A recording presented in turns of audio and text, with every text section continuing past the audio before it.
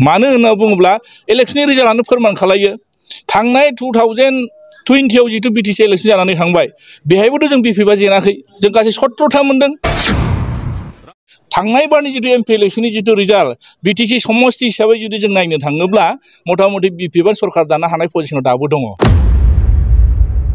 बर' रायजो राजाफ्रा आरो बिटिसिआव थानाय गुबुन हारिफ्राबो गोबां बेहाय माने जिउ बावनो गोनां जादों गोबां खस्थ' मोनदों दा थैनि गेजेरजों मोननाय बे सोरजिजानाय काउन्सिलखौ जों दिनै मानो थांनो होनो धनस्रि ब्लक कमिटिनि दैदेननायाव दिनै पुरुनि हाफागाव प्राइमारि कमिटिनि गोजाम बडिखौ सिफायनानै गोदान बडि दानाय बे हाबाफारिया सोलिगासिनो दं थिग बेबायदिनो खोब मोजां मोनसे हाबाफारि जाना थांदों दिनै गोदान कमिटि फैबाय आरो गोदान कमिटि जायफोर बिबान मोनदों बिथांमोना खोब स्ट्रं कमिटि जागोन ओंखायनो फैबाय थानाय जिथु बिटिसि बिसायख'थि 2025 आव जिथु जानो गोनां बिसायख'थि बे कमिटिनि गेजेरजों जों पुरुनि हाफागाव प्राइमारिनि सिङाव बेसेबांनिखि भटार्स दं जों बांसिन भट लानानै जों देरहानो हागोन आरो बेखौ दिनै जों आसा खालामनो हायो आरो बेबायदिनो जोङो गोबां जोंनि धनस्रि ब्लक कमिटिनि सिङाव थानाय गासै प्राइमारिफोरखौ जों गोदानै मोनसे गोजाम बडिखौ सिफायनानै गोदान बडिखौ दादों थांखिया बेनो जोंहा 2025 आव बिसायख'थियाव जों पुनराय जोंहा धनस्रि समष्टिखौ जों लाखिफिननांगौ आरो जों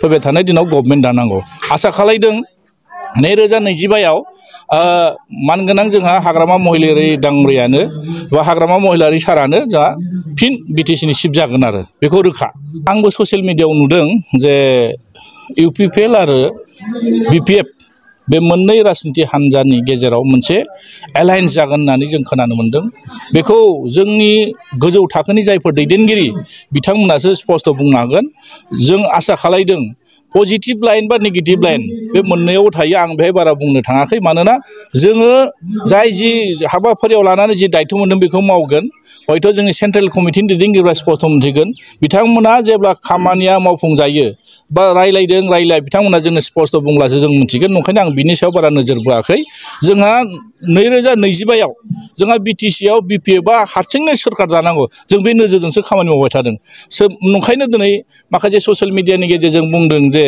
गोबां धरनाव गोबां बाथ्रा ओंखारदों जे बिपिएफ आरो इउपिपिएलआ ज' जासिगोन गोरोबलायसिगोन बे बाथ्राफोरखौ गोबां मानसिफ्रा बुंनो नागिरदों माने मोनसे राजनीति हान्जा हिसाबै जों बयजोंबो रायलायनो हायो सोरबा माने कंग्रेसजोंबो रायलायनो हागोन सोरबा बिजेपिजोंबो रायलायनो हागोन सोरबा इउपिपिएलजों रायलायनो हागोन एजिपिजों रायलायनो हागोन रायलायनायाथ' गिदिर खोथा नङा जिथु राजनीति हान्जा जों जिथु हारसिं गेलेबा जोंहा लाब जागोन ना सोरजोंबा लोगोआव जों ज' इलेक्शन गेलेबा जोंहा लाब जागोन जोंनि नोजोरा जाहैबाय जोंहा बिटिसिआव 2025 आव जोंहा मानगोनां हाग्रामा महिलारि सारखौ बिटिसिआव चिफ बानायनांगौ बे नोजोरजों जों खामानि मावदों ओंखायनो जिथु एलायन्सनि खोथाया गोजौ थाखोनि दैदेनगिरिफ्रा जेब्ला जोंनो फोरमायगोन जों अब्ला मोनथिगोन ओंखायनो जों बाथ्राखौ मोनथिया असिया जों गेजेराव बारस'नानै खोथा बुंनाया थिग जानाय नङा ओंखायनो नोंथांमोना जिथु आंनि गेजेराव मोनसे कुइसन लाबोदों जे एलायन्सनि खोथा बेखौ गोजौआवसो मोनथिगोन आं बिनि सायाव बारा बाथ्रा बुंनो सानाखै आरो सार बेजों लोगोसे थांनाय बिटिसि जिखिनि इलेक्शन एमएलए इलेक्शन जादोंमोन बेवहाय गोबां बेबायदिनो बिजेपिनि थाखाय भट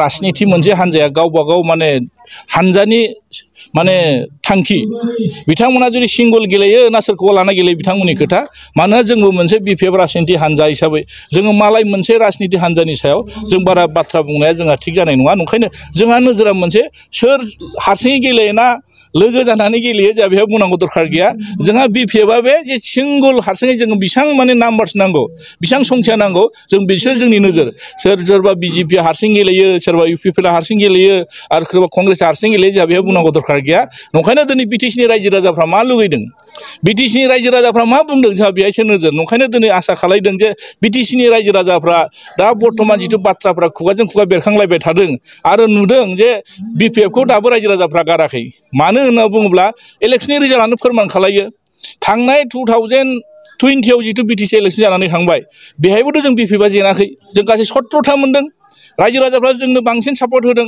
नाथाय बेखौ माखासे सुबिदाबादि मानसिफ्रा खैसार सानानै जोंनि बिपिएफखौ सरकार खुंनो थाखाय खाबु होआखै बिसोर एबारबो नोंथांमोना नायबानो जाबाय थांनाय जिथु एमपि इलेक्शन बे एमपि इलेक्शननि रिजाल्टखौ नायबानो मोनथिगोन नोंथांमोना एसे एनालाइसिस खालामनानै नायबानो जाबाय बिथांमोना मोननैजों लोगो नांनानै बेसेबां भट मोनदों BPF सिंगल हारसिङैनो BTC समष्टि हिसाबै जुदि नायनो थाङोब्ला बेहाय बांसिन BPF-आनो दिनैनि थारिखआव 40टा समष्टियाव बेसेबां मोनदों नोंथांमोना रोखा जाबानो जाबाय।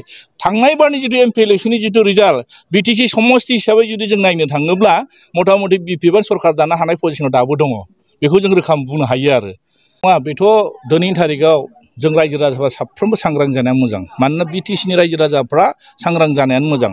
दिनै BEC-खौ जों मोनसे आन्दलननि गेजेरजों मोननाय फिसा काउन्सिल। बिनि गेजेराव जोङो BTC मोनदों।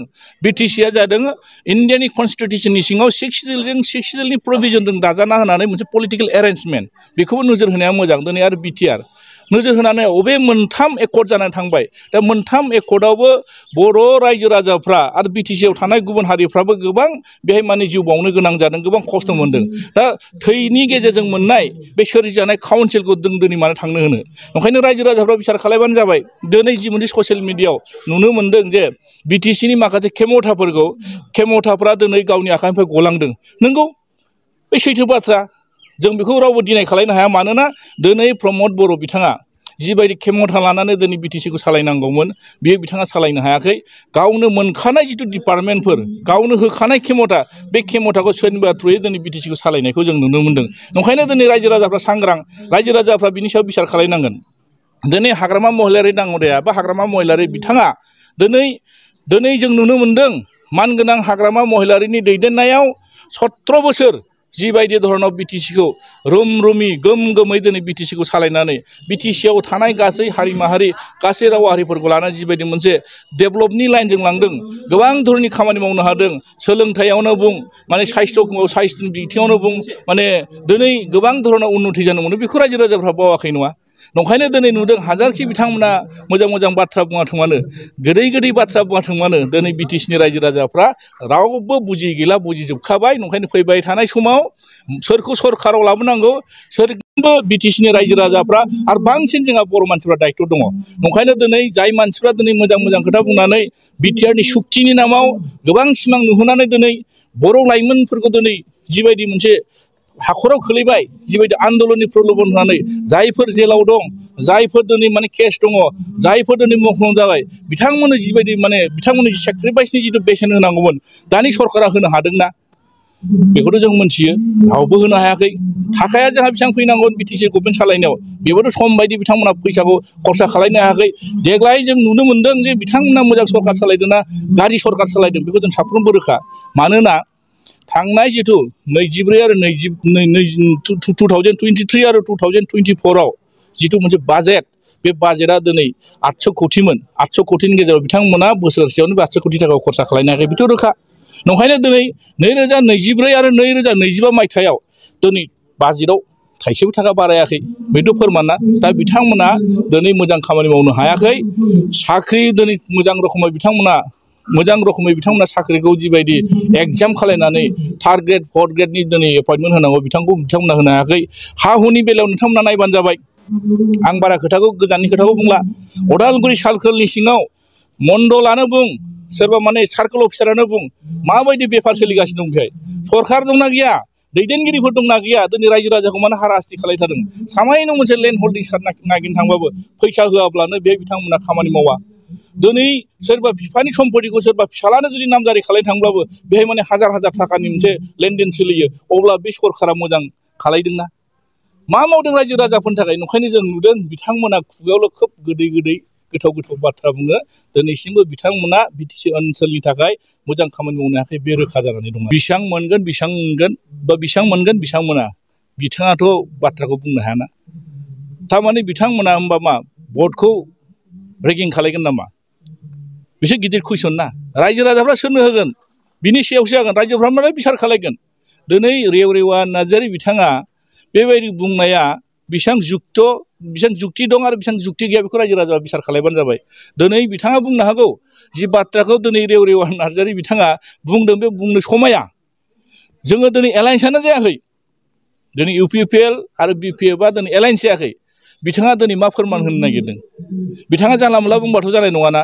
दिनै जोङो एलायन्सनि बाथ्रा गैया, जोंहा गोजौ लेभेलाव जि बिथोन होयो जों बेखौसो फल' खालायगोन। एलायन्स जादों जायाखै जों बुंनो हाया। होमबा बिथाङा बबेनिफ्राय मोनखो एलायन्स जादों होननानै? रायलायदों रायलायाखै मालाय सेन्ट्रेल कमिटिनि दैदेनगिरिफ्रा मोनसिगोन।